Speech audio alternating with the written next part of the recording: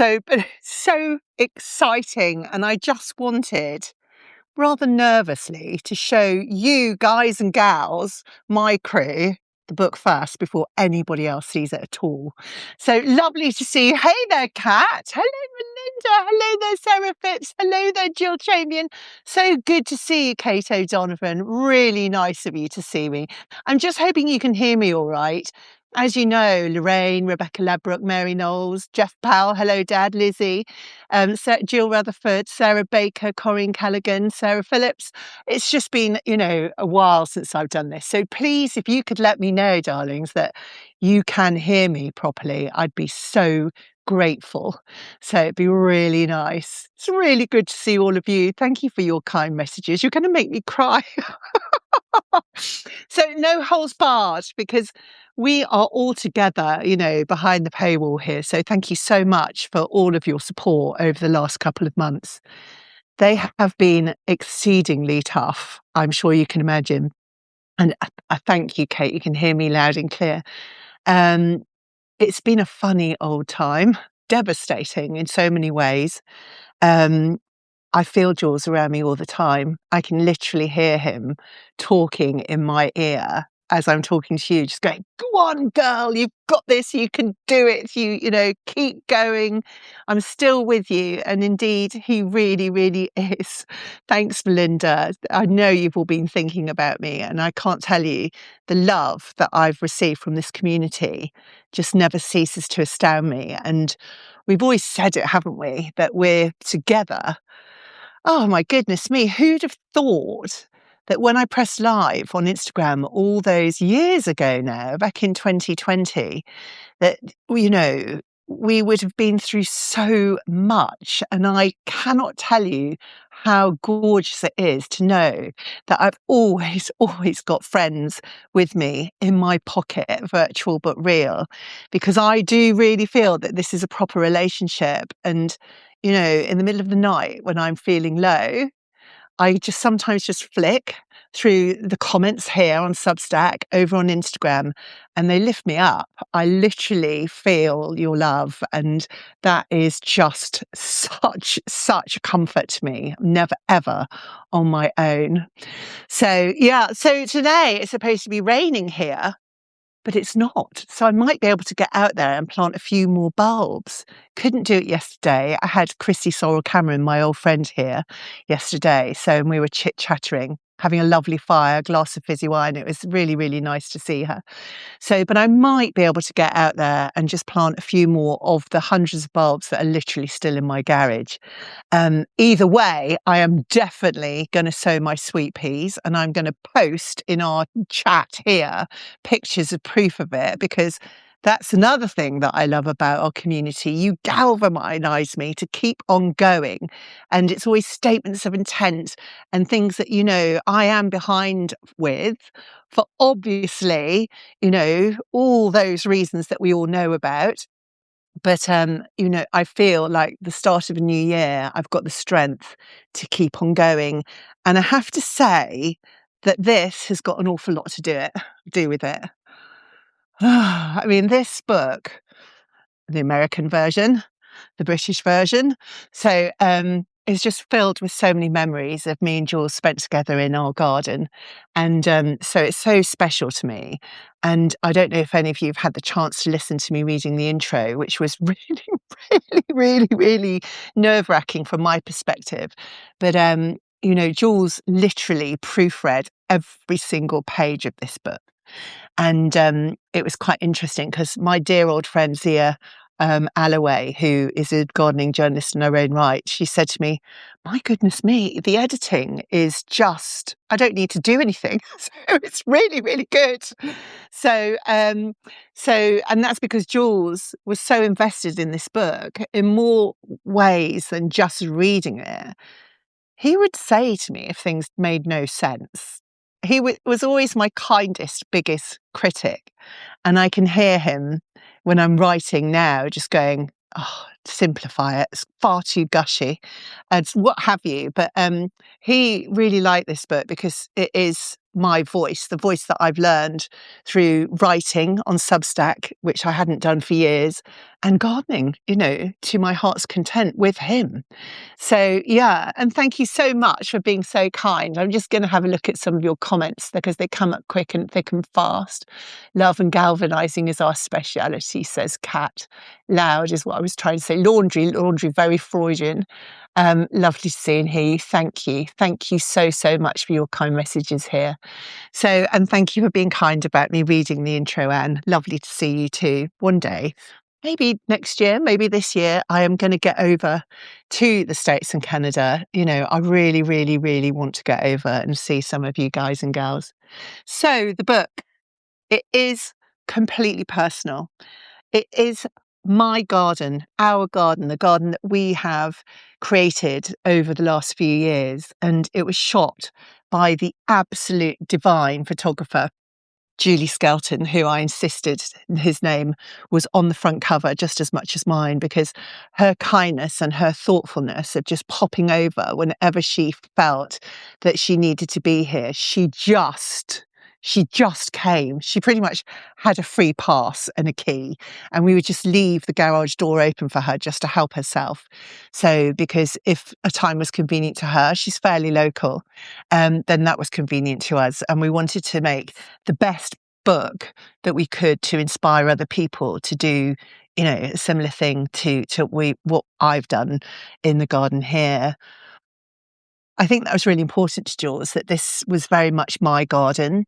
So, as you know, he did garden too for a long time until he became ill. But I always wanted to go into garden design because I didn't want to have a desk job. But as the practice, thankfully, has become more and more successful, and of course, technology has taken its toll, that's exactly what I've got. I'm really at a desk pretty much all the time. So the fact that here I could get these fingernails mucky and dirty and plunge my hands into the soil, the gardening was so important to me. So what was lovely about Jules is he just let me have a free rein. My goodness me, he did have an opinion and he didn't always agree with me. And that kind of discussion and dialogue with someone who's so close to you, it really does still make me wonder why I'm doing the things I'm doing. And that just gave me strength and courage to have courage in myself and in what I was planting and growing here. And and to be as colourful as I really wanted to be, which hasn't always been considered being good taste. But, I love, look how this was not considered this top this morning for this live. I just put it on. I love colour. It literally makes me feel happier. So, and that's exactly the same with the things that I grow. So this is the book and I'm going to take you through it. So, essentially, it's quite a lovely, big, thick, chunky book. I'm a bit of a junkie when it comes to new text, but it feels really beautiful. Francis Lincoln, the brilliant all-women team at Francis Lincoln who supported me in the writing of this, they really have left nothing to chance, and they really have invested in the book because it was so important to me without me asking them to do it. They just wanted to make it as beautiful as they possibly could. So all of the pages are really beautiful. Now, the book, as you'll know from the intro, is very much my voice. I've dedicated it. I don't know, hoping I'm not back to front. Can you read that? So I can't read it out because it will make me cry. But I'm hoping that you can see who the book's dedicated to and why. So, and it's literally split up into 8 different chapters. Thanks, Kat. So you can read it. It's split into 8 different chapters, and nothing in here is rigged. This is not me going to a garden centre and filling up borders or containers just so that the shots look good. This is literally what I have gardened, how I've gardened around a full-time job, being a mother, my husband being ill, and snatched moments of time between everything, that happens in everybody's lives. It's not just me who's busy. So, and that was super important to me that if I can do it, then, if people get joy from being out there in their garden, and maybe if they don't, but they just need a helping hand, these combinations are completely achievable. There's nothing really tricky in here. There's no stratification of seeds, and it is a huge mix of annuals, bit of veg in there, perennials, all kinds of things, all the different sorts of plants that we in our community just adore to grow. So, okay, so here's the contents, and you can see, hopefully, is it back to front? Can you let me know if it's back to front on your screen? So we've got here different seasons, and because the seasons, there's a lot happens within a season. Thanks, Melinda. You can see it. Hopefully, not back to front as it looks like in my screen. Hooray! It's in the right direction. It's back to front in my screen here.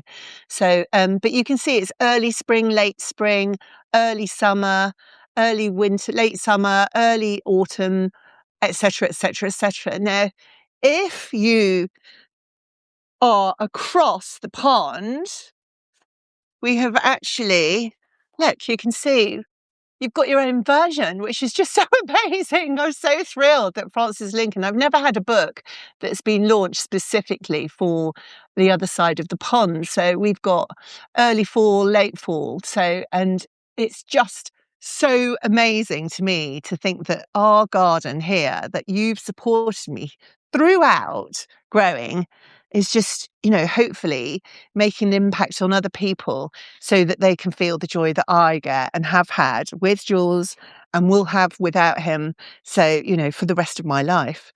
So, yeah, so we'll go through it. So we've got these different 8 chapters. What we've also got is, and I'm going to show you in this one, it's so pathetic how much I love this part of the book. Got a ribbon. So what's brilliant about this is that you can keep it on your table and you can literally put it wherever the season happens to be. So, and that will mean that you can do shopping lists and things. So, and get those plants that you need, perhaps, and also those jobs are itemized and categorized out so that it should support you through the year as the seasons go. So there shouldn't be any panics. Okay, so we've got an introduction, which you've already seen. Some of these pictures, look at that, it's just beautiful. You know, just so blooming gorgeous. I can literally see him standing there in the middle of all of that. Jules used to often pose for me for a lot of the shots that I took on Instagram to see, because I would square them up and then set a timer and then run into the position where he was in. So he'd, I can imagine him standing just there. So, but yeah, so we go through, it's, as I say, I promise, the book will you'll discover not just tried and tested combinations, but hopefully the confidence to trust your instincts, experiment with your own variations, and plant exactly what makes you happy. So, we go through each chapter, really beautifully designed, so I think. And this is early spring. Each chapter has been given a different colour. So we're a few weeks off this, but we'll look in detail, I think, at where we are now in the gardening year. But each chapter has got an introduction. So, and then you have all these different plant combinations. So I'll just whiz through this because I will show you in detail what's happening in late winter, which is where we are now. And every single plant combination that we've got here, the light, because it's so dark in here today because of the weather, the book designer has taken all of those colours. So it's a really beautiful book. So you can see the sort of colours and variations that you're getting with each particular plant combination. So, yeah, Jules was my Insta stunt double.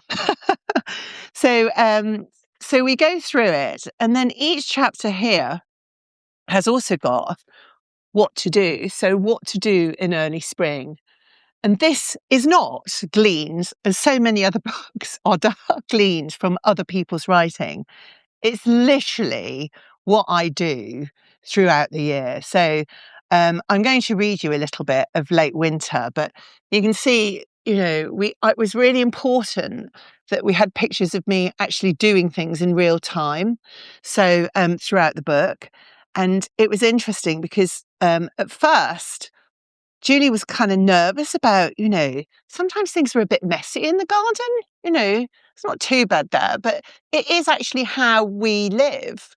And I would say, Julie, I don't really care if it's a bit messy around the edges because that's real. I didn't want anything to be fake or mocked up, particularly for the book.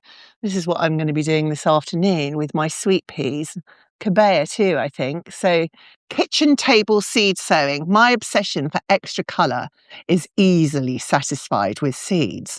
So it goes through what you need to be doing. It has little jobs to do. And then it also goes through what you shouldn't be doing, my essential do's and don'ts, for example. So I'm hoping there's plenty for you to get your teeth into. So I'm just going to flick it this way around, balance it on my front.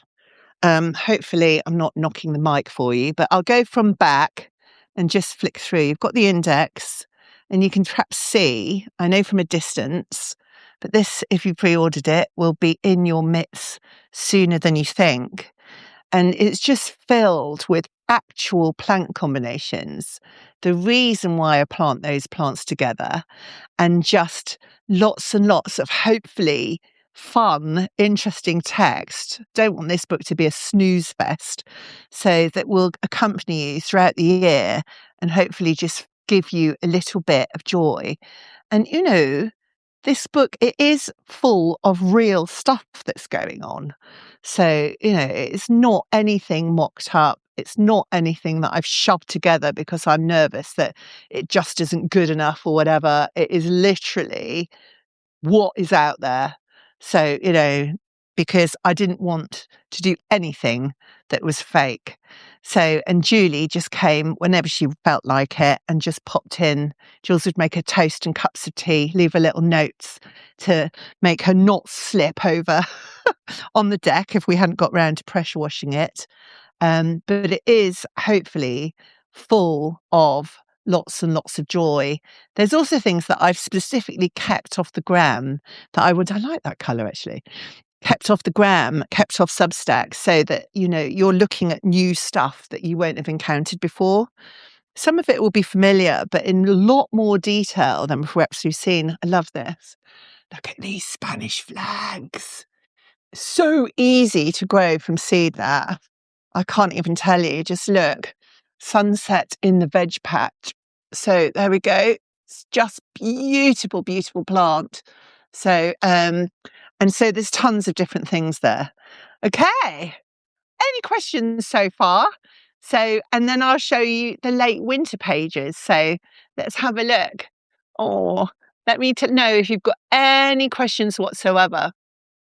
The colour coding alone will be worth getting the book. Thank you, Melinda. I'm really glad that you feel that. So, hello, Monica. Nice to see you. So ask me any questions that you've got. I will come back and check on the comments. Meanwhile, should we just have a bit more of a closer look at late winter? And then you really will see how real it is. And look. Such joy in such a little thing. Will I ever grow up? I can't believe that I'm written a book and I am just over the moon about this ribbon. It's just crazy. So late winter. Shall I read you a little bit of it? So here we go. Yeah, it is a passion project with a capital P, this one. So late winter. So I won't read all of it to you, but here's the intro bit, which in late winter runs to a couple of pages. And this is where I just sort of write about what this part of the year, what that season literally means to me. So, and how it makes me feel. So, yeah, okie dokie. So, the scent of soil warming under strengthening sun, earthy, mineral, alive, is often my first clue that late winter has arrived. The garden hovers in that in-between state, not quite released from winter's grip, but definitely stirring with new life. The light stretches a bit longer each day, and though the garden might still look dormant to casual observers, those who look closely will spot the first signs of awakening. Swelling buds on bare branches, the determined spears of early bulbs pushing through cold soil, and the gradually intensifying chorus of birdsong that announces nature's reawakening. I've always treasured this transitional season for its promise and anticipation. There's something genuinely hopeful about witnessing these first stirrings, small but resolute assertions of life's persistence. I find myself wandering the garden with secateurs in hand, trimming a bit here and there. But really, I'm hunting for changes. Hellebore buds showing colour, the silvery catkins as they lengthen, the first green tips of bulbs appearing in unexpected places. Each discovery feels like a small victory, a confirmation that the garden's pulse is quickening after winter's slower rhythms. So there is an awful lot in here that just tells you exactly how I'm feeling about that particular time of year. And, it is just how I feel here. We say, I want to reach out and touch every bit that I see, the felted backs of unfurling magnolia buds, the smooth glossiness of hellebore leaves, the papery sheaths protecting nascent bulb flowers. These textural elements reward close inspection and add another dimension to the late winter experience. This time of year teaches us the value of patience and attention. Patience. Ha, not my strong suit. It reminds us that transformation rarely happens overnight, but through a series of incremental changes that build towards something wonderful. By embracing this season, we can find genuine pleasure in winter's final weeks. By embracing this season, oh, sorry, I've just read that bit. Discovering beauty in the subtle signs of revival and taking quiet satisfaction in knowing that spring's abundance, though still mostly hidden, is already unfolding beneath the surface. The garden is warming up for its annual performance, beginning not with a fanfare, but with gentle whispers that reward those who take the time to listen. So there we go. It's really interesting when I read this. I haven't read this actually since, I first got this book from the publisher, which was before Christmas actually. So, and it's just really interesting because it sort of makes me think about where I am in my life as well, and makes me feel quite tearful. So, because we really are just, transforming, slowly through incremental changes, aren't we? So, in our lives every day, and also with the garden. So, the garden, I often say, teaches us things, and it really does, doesn't it? So, look, so here we go. So, this is what we've got to look forward to, and this is just starting to happen in my garden, actually. So, and this is this little chapter here. Chapter spread is called Tough Miniatures. Late winter bulbs sparkling in terracotta pots. And it tells you, so it's uplifting to look out of the window in the depths of late winter and see terracotta pots brimming with colour when frost still clings to the pane. These pots will continue to flower for months, and the secret lies in layering. See page 166. Right now, Iris reticulata varieties provide impact with their jewel-like blooms, while crocuses emerge to extend the display as the irises fade, with plenty more to come too. The bloom palette works because it creates depth and a cold, divine elegance that makes me wonder at the power of plants, all without overwhelming the eye. And so then it tells you about every single plant that's in the combination. So, in this particular combination, we've got Iris Pauline, Iris Blue Note, Crocus Orange Monarch, mixed varieties of winter flowering violas, pansies with their lovely smiley faces, and varieties of Riesman. And then it tells you the tips for this success. Just going to go into here for a second. Literally what I do to make sure that these plants succeed. So, for example, water sparingly whilst they're growing, and deadhead regularly to prolong their flowering. So, and it just keeps on telling you throughout everything that you can be doing to make sure that your display is absolutely at its peak, not just this year, but moving through into the next. So, and these are real combinations. So, we've got a crocus crescendo going on here. So, and these are all what I'm looking forward to happening this year, because I did not lift these bulbs from last year. So we left them in there. So I'm hoping that all of these Narcissus bulbicodium will be coming straight back again. So to really cheer me up and give me lots of reminders and memories of everything that Jules and I were doing here together last year. And then you get a whole chapter about, or a whole section about what to do in late winter. So, and it starts with late winter's transitional energy invites gentle action before spring's rush begins. And if I'm wrapped up well, frankly, I always consider time outdoors as time well spent. With little gardening to be done, as the light strengthens and the soil slowly warms, there is time to ponder the garden. Think about how to best make use of your outdoor space so that it will provide months of glorious colour for you to enjoy, not only in the coming seasons, but this time next year too.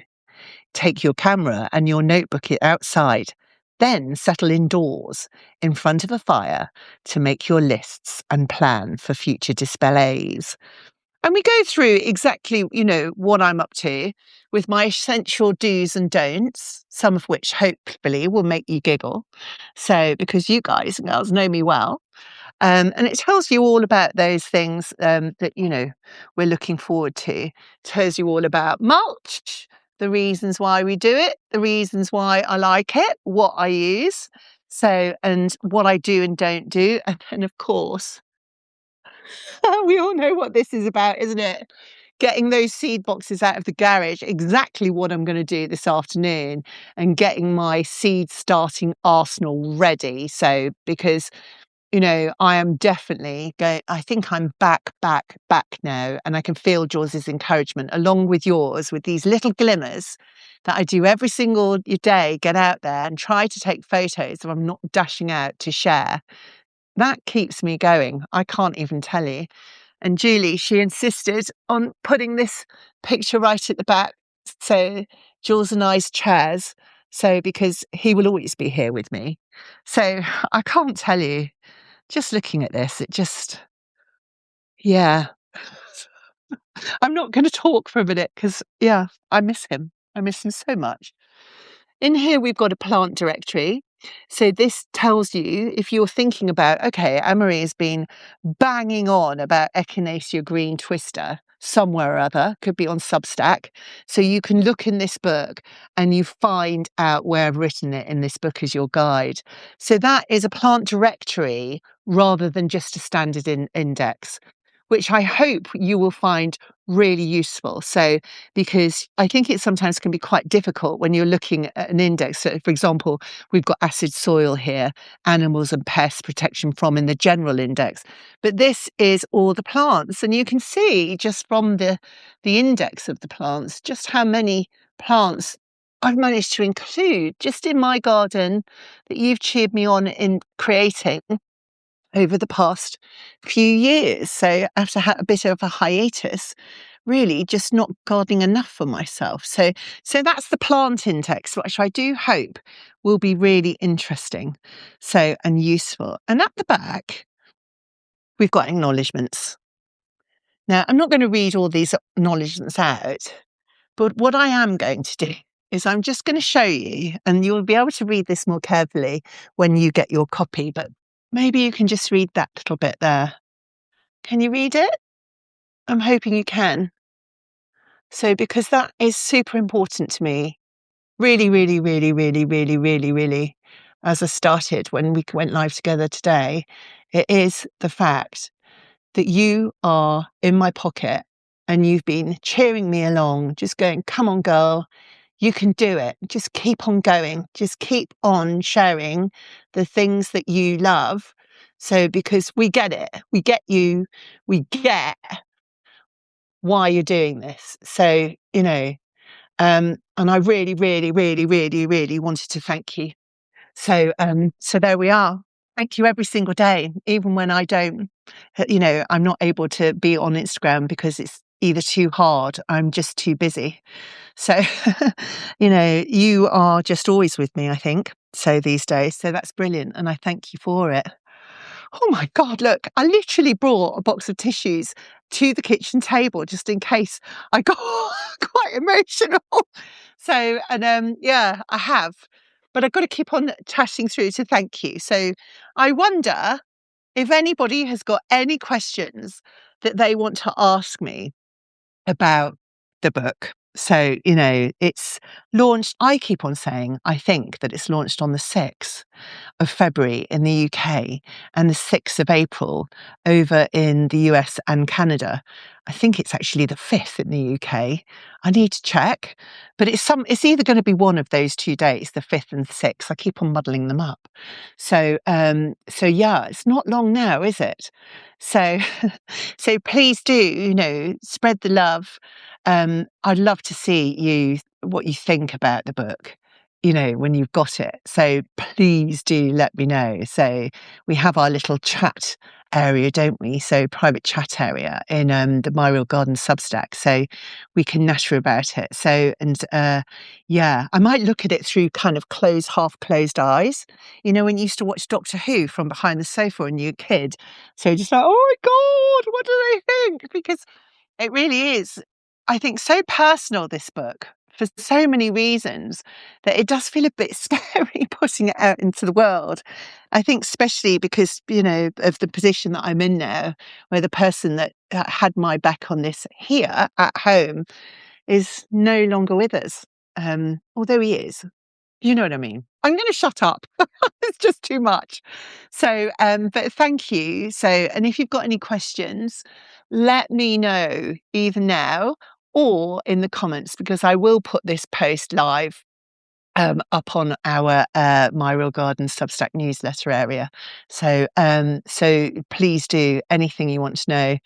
I'd be so happy to help you with answering any of those things.